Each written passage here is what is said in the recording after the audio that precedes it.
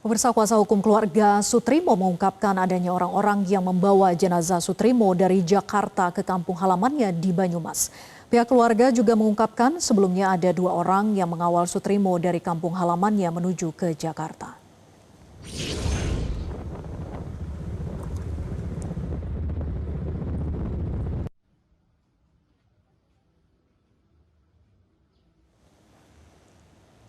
Kuasa hukum menceritakan kronologi ketika 10 Juli Sutrimo pulang ke kampung halamannya di Banyumas, kemudian ditelepon pada 16 Juli oleh Febri Adriansyah untuk kembali ke Jakarta dengan dikawal oleh 2 orang.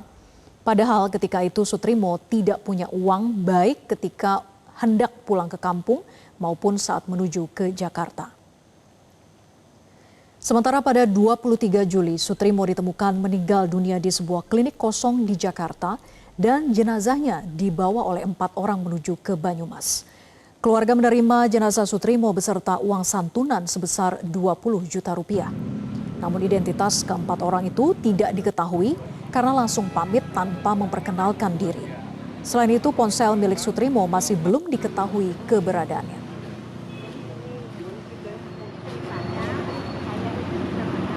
Aja Pak, ya pada saat itu Pak? Cuma KTP sama santunan sebesar 20 juta.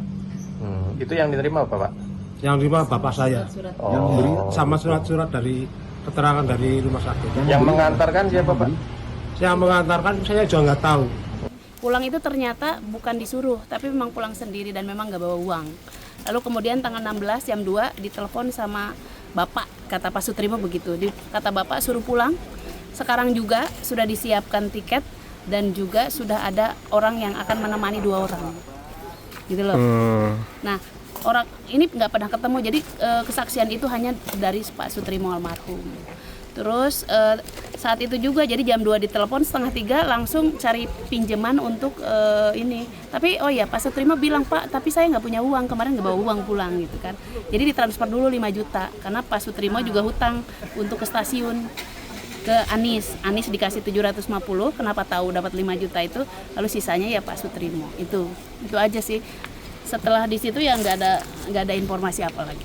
Tapi memang dalam kondisi sekarang kita sulit mengatakan itu kematian wajar gitu. Kenapa? Karena tadi kalau pihak keluarga setelah tahu bahwa ada dokumen yang disembunyikan dari keluarga mulai bertanya gitu kan. Terus ada dokumen dan HP milik almarhum yang tidak kembali, ya jadi pertanyaan juga seperti itu. Jelajahi cara baru mendapatkan informasi. Download Metro TV Extend sekarang.